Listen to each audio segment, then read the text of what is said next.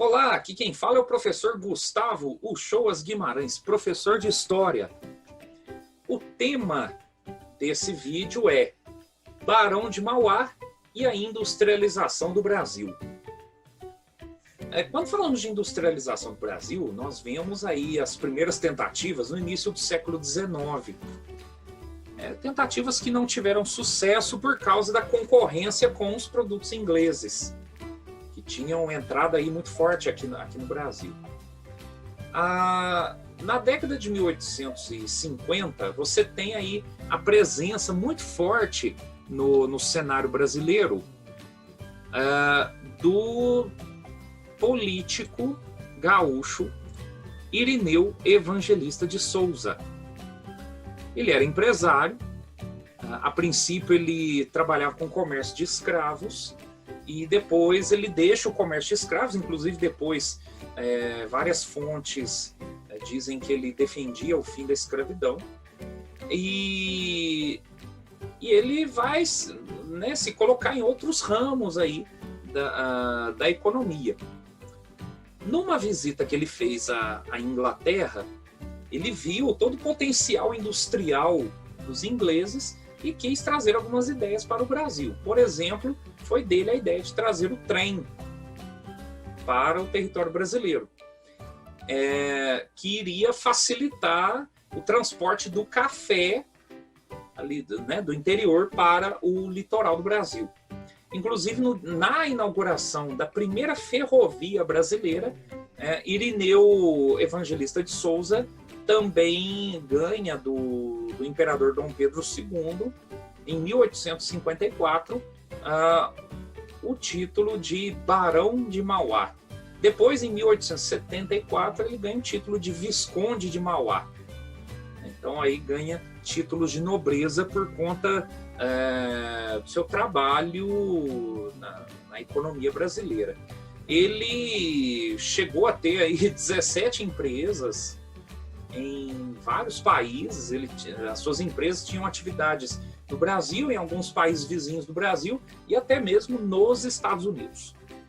O Barão de Mauá chegou a ir à falência em momentos aí da sua história e também, às vezes, prejudicado pelo governo brasileiro.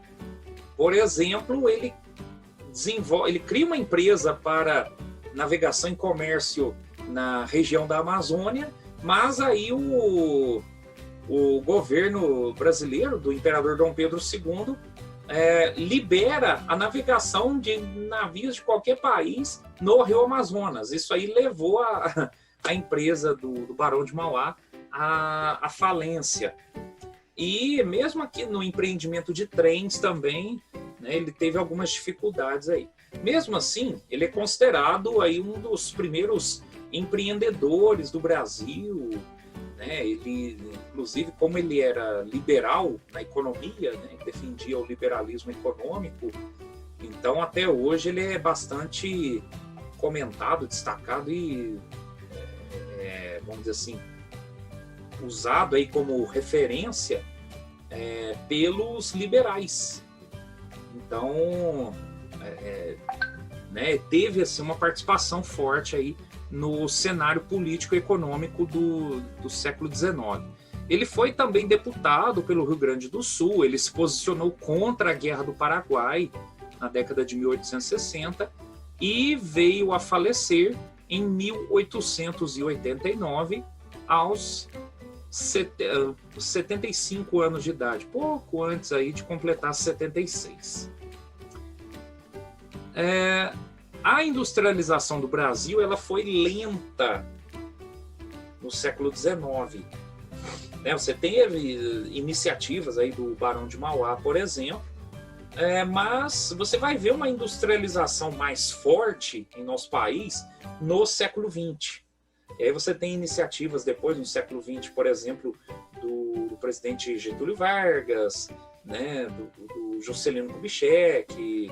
Então, várias iniciativas aí de industrialização, porém, de uma forma mais tardia do que em vários países europeus, por exemplo. Em outros vídeos ainda falaremos um pouco mais sobre estas e outras questões referentes ao século XIX e referentes ao governo do imperador Dom Pedro II e a contextualização do Brasil no cenário internacional. Muito obrigado.